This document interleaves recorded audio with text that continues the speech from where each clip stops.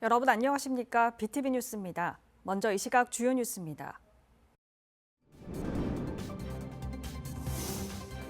법원이 주택도시보증공사에게 전세 사기 피해자들에게 보증금을 반환하라는 판결을 내리자 공사가 항소하면서 피해자들은 울분을 토로하고 있습니다. 최근 부산 사하구 하단동에 맨발 걷기를 할 수 있는 황토길이 만들어져 지역 주민들에게 인기를 끌고 있습니다.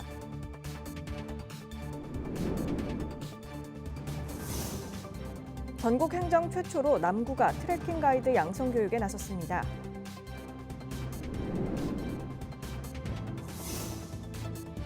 케이블 TV 공동기획, 신림동 고시촌은 사법시험 폐지로 노량진은 공무원 열풍이 꺾이면서 쇠락의 길을 걷고 있습니다.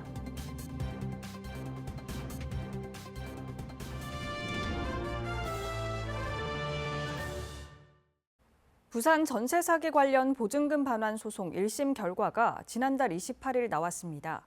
재판부는 주택도시보증공사인 허그가 전세 사기 피해자에게 보증금을 반환하라고 판결했는데요. 하지만 허그가 항소하면서 잠시 안도했던 피해자들이 또다시 울분을 토로하고 있습니다. 김석진 기자의 보도입니다. 부산 전세 사기 피해자들이 주택도시보증공사인 허그가 있는 부산국제금융센터 앞에 모였습니다. 이들은 법원 판결에 항소한 공사를 비난하며 피해자에 대한 사과를 요구했습니다.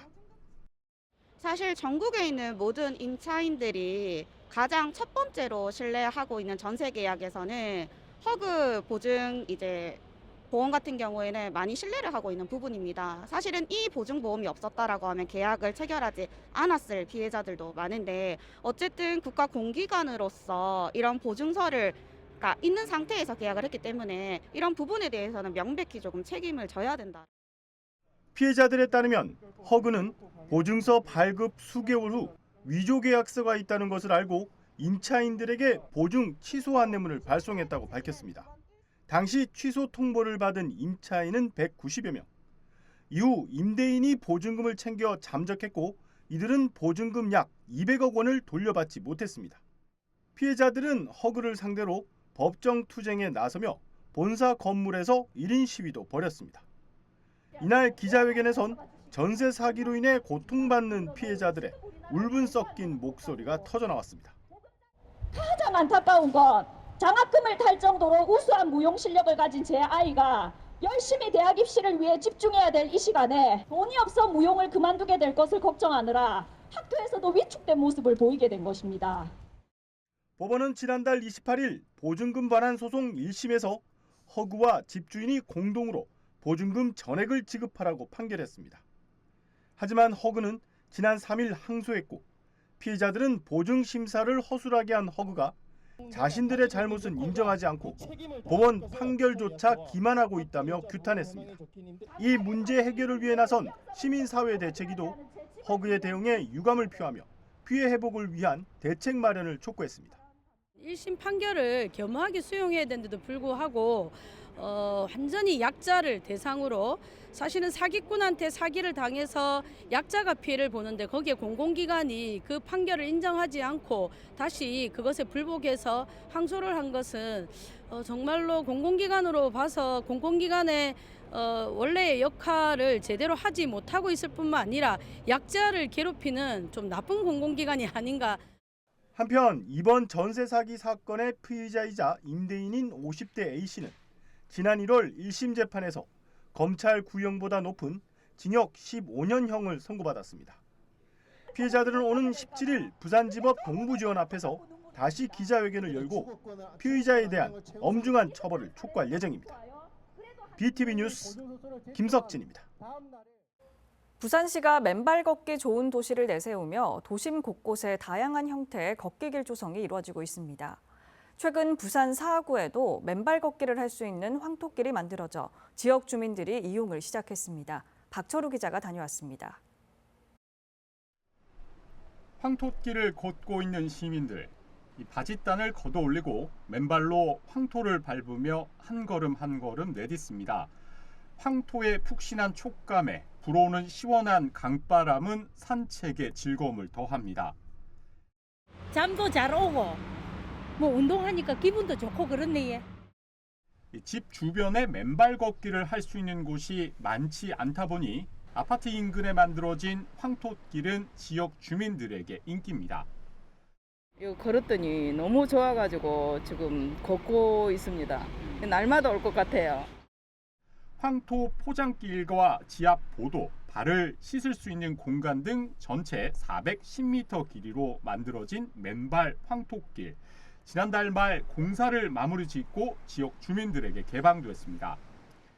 총 연장은 410m로 되어 있습니다. 되어 있고 폭 1.5m, 410m는 제가 알기로는 부산에서 최고 긴 걸로 알고 있고.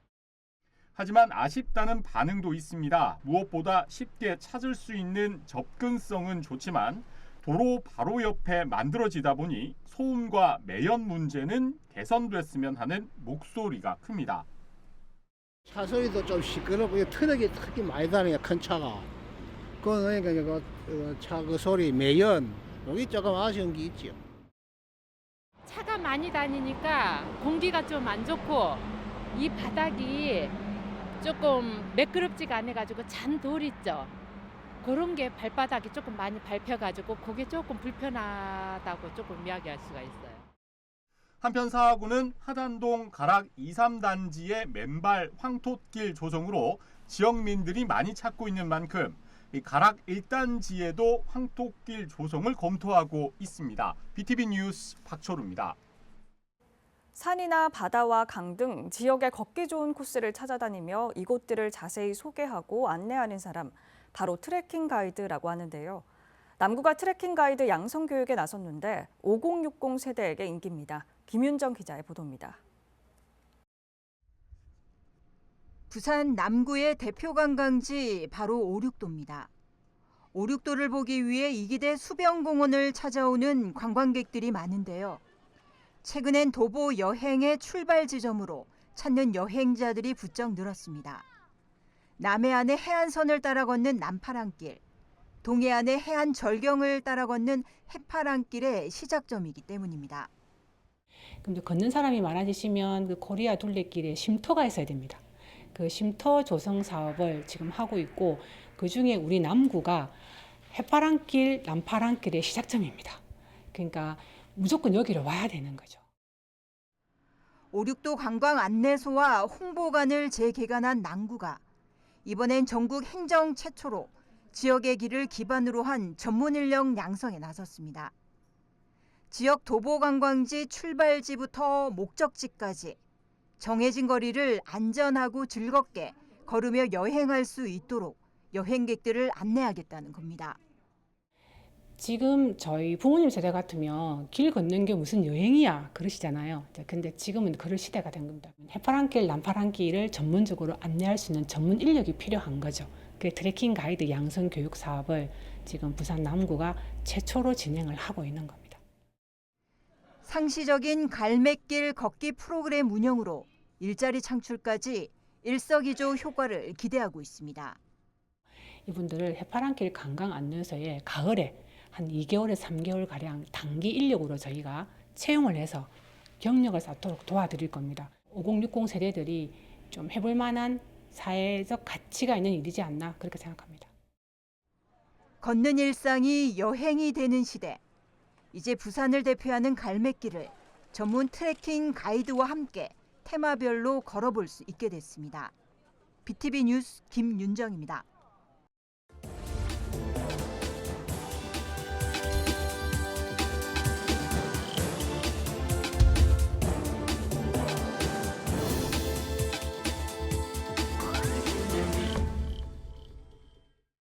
각종 국가고시 준비를 위해 수험생들이 몰려들어 형성된 고시촌으로 관악구 신림동과 동작구 노량진이 대표적이죠. 하지만 신림동 고시촌은 사법시험 폐지로, 노량진은 공무원 열풍이 꺾이면서 쇠락의 길을 걷고 있습니다. 위기에 직면한 고시촌에 새숨을 불어넣을 수 있는 대안은 뭘까요? 박상학, 김민욱 기자의 연속 보도입니다. 노량진의 명물 컵밥거리, 노량진 고시촌의 현주소를 단적으로 보여주는 곳입니다. 값싸게 한 끼를 해결할 수 있어 한때 수험생들이 길게 줄을 서던 모습은 이제 찾아보기 힘듭니다. 막 손님이 너무 많아서 아주 귀찮을 정도였죠. 그러니까 그렇게 한 번만 더 됐으면 좋겠어요. 그러려고 우리가 노력을 많이 해야 되는데 그게 뭐를 어떻게 해야 될지도 모르겠어요. 노량진의 학원가가 형성된 건 1970년대 말부터입니다. 당시 각종 임용시험 학원이 노량진으로 옮겨왔고 외환위기 등을 거치며 시험문이 좁아질수록 공시생들이 더 모여들었습니다. 그렇게 공무원 시험의 메카가 된 노량진에서 공시생이 줄고 있는 겁니다. 공무원의 인기가 시들해진 데다 팬데믹으로 온라인 강의가 자리 잡으면서 학생들이 노량진 인근에 거주할 이유도 사라졌습니다. 놓친 부분에 대해서는 인강을 통해서 보충하는 거니까 인강을 통해서도 꽤 공부가 더 잘 되는 것 같더라고요. 너무 열악한데도 되게 비싸거든요. 한 달에 있을 수 있는 그런 금액이나 이런 것들이. 인강도 되게 잘 돼 있고 하기 때문에 굳이 거기서 들을 필요는 없는 것 같아요. 지역을 떠받치던 공시생들이 하나둘 떠나면서 고시원을 비롯한 일대 상권은 생존의 기로에 서 있습니다. 옛날에 반토막이죠. 근데 이제 지금 이제 단 걸로 하고 좀 가긴 내놨어요. 지금 여기 2층도 비었고 지하도 비었고. 과거 명성을 잃어버린 노량진 고시촌은 향후 대규모 개발과 함께 새로운 변화를 예고하고 있습니다. 노량진 일대는 현재 총 8개 구역에서 이주와 철거가 진행되며 전체 9천여 세대 뉴타운 개발이 가시권에 들어왔습니다. 옛 수산시장 부지, 수도자재센터, 노량진역 등 지역의 초고층 랜드마크가 될 대규모 유휴부지 개발 청사진도 나왔습니다. 이와 함께 서울시는 그동안 올림픽대로 등으로 단절된 노량진과 여의도를 직접 연결하는 수변 복합 거점을 구상 중입니다. 이럴 경우 기존 노량진 고시촌 상권은 향후 10년 안에 대규모 주거단지와 상업, 문화, 업무시설에 둘러싸인 새로운 환경에 맞닥뜨리게 됩니다. 주거단지들이 전부 다 조금 말끔하게 정비가 될 거고요. 그러면 그로 인해서 발생하는 수요, 상권 수요도 반하기 때문에 여기에 있는 노량진역 앞에 있는 상업지역도 수요가 바뀔 거다라고 저희는 예측을 합니다. 다만 기존 상권과 새로운 상권이 시너지를 내기보다 단절될 수 있다는 우려의 목소리도 나옵니다. 명성을 잃은 노량진 고시촌의 변화가 불가피한 가운데 주변 대규모 도시개발 움직임이 노량진에 새숨을 불어넣을지 주목됩니다. HCN 뉴스 박상학입니다. 과거 서울의 대표 고시촌으로 불리던 관악구 신림동은 이 청년들의 꿈이 흘러든 지역이었습니다. 하지만 사법고시 폐지 이후 급격히 쇠락하면서 침체 위기에 놓였습니다. 한자리에 모여 생일초를 밝힌 주민들. 고시촌에서 같은 달 생일을 맞은 이들을 축하하기 위해 열린 합동 생일잔치입니다. 청년 고시생들의 임시 거처였던 관악구 신림동 고시원에는 이제 1인 중장년 가구가 자리를 채우고 있습니다. 거주자의 90%가 남성인데 40대 이상 중장년이 70% 이상을 차지합니다. 이웃을 만들어서 그분들과 함께 지내자. 그래서 오늘 생일 파티 같은 것도 뭐 생일자 맞는 분들이야 뭐 한 5분 되지만 뭐 많은 분들이 와서 서로 축하해주고. 한때 고시생만 4만여 명으로 추산됐던 신림 고시촌. 대학동으로 불릴 만큼 인근 서울대 학생을 비롯한 청년들이 유동인구의 대부분을 차지했습니다. 하지만 2017년 사법고시 폐지 이후 현실이 된 고시생의 이탈은 공실 증가와 함께 가계 폐업 등 지역 경제에 직접적인 영향을 끼쳤습니다. 쇠락의 길로 접어들던 고시촌, 최근 변화의 바람을 맞고 있습니다. 낙성 벤처밸리와 신림 창업밸리를 양축으로 하는 관악 S밸리. 민간 기업의 자발적인 유입을 유도해 창업 공간을 늘리는 동시에 벤처기업 간 협업을 돕습니다. 벤처 창업 지원 시설은 현재 모두 16곳, 다양한 육성 프로그램과 저렴한 임대료 등 혜택을 내세우며 기업 유치에 나섭니다. 사무실 공간 얻기가 참 어렵고 비용도 많이 드는데 그걸 안정적으로 일단 해주시니까 너무 좋고요. 뭐 회계라든가 법률이라든가 그런 것들을 이제 다 도와주시니까. 지난 2022년엔 S밸리가 벤처기업 육성 촉진지구로 지정되면서 재산세와 취득세 감면, 기반시설 확충도 가능해졌습니다. 신림동은 스타트업뿐만 아니라 지역 청년들의 새로운 보금자리로 떠오르고 있습니다. 서울권으로 나갈 때 교통이 의외로 너무 편하더라고요. 환경에 대해서는 너무 만족하고 있는 것 같습니다. 직원들도 입주 공간에 대해서 너무 많이 만족하고 있는 것 같아요. S밸리의 성공, 결국 지속 가능성이 관건입니다. 다양한 벤처 육성 기관을 통한 투자 연계와 연구자금 지원으로 안정적인 벤처 생태계를 구축해 지역 상생을 극대화하는 일이 과제로 남았습니다. 관악구의 벤처 펀드들이 들어와 가지고 일상적으로 벤처 기업들하고 소통할 수 있는 이런 구조를 짜주는 게 지금은 관악 벤처밸리를 한 단계 더 업그레이드하는. 용나는 개천으로 불리며 청년들의 꿈을 품었던 신림 고시촌. 이제 2030 창업 인재들이 글로벌 기업을 꿈꾸는 기회의 도시로 바뀌어가고 있습니다. HCN 뉴스 김윤욱입니다.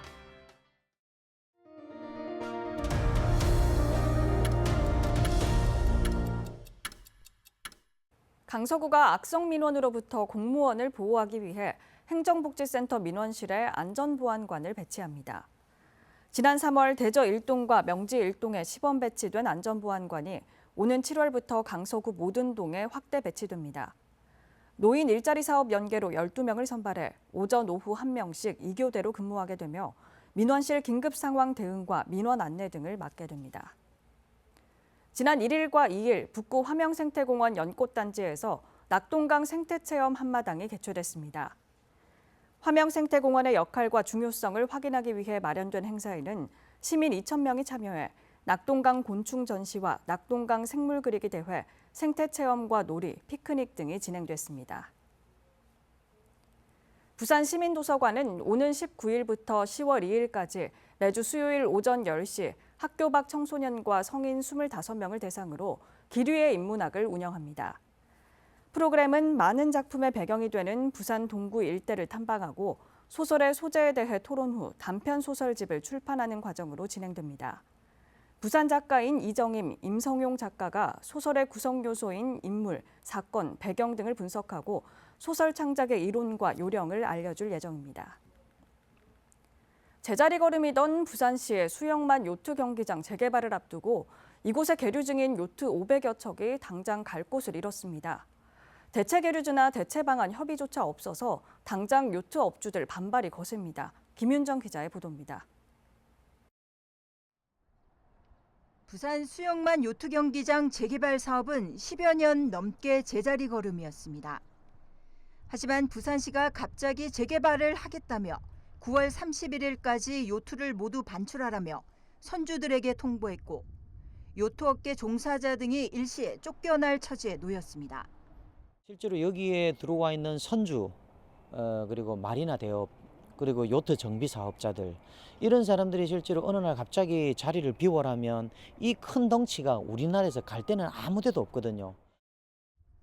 허가받은 요트 420척에 무단 계류 요트까지 합치면 500여 척이 넘습니다. 수영만 요트 경기장은 지난 2015년 요트 대여업이 법적으로 가능해지면서 한 해 관광객 100만 명이 찾는 그야말로 요트 관광 중심지로 성장한 곳입니다.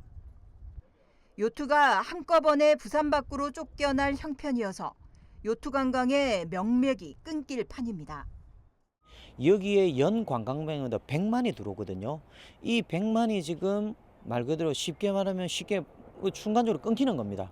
끊기기 때문에 이 관광객을 계속 유지를 해야 되는데 부산시도 어떠한 대안도 없이 어느 날 갑자기 비워라고 하니까 사실은 대안이 없는 거죠.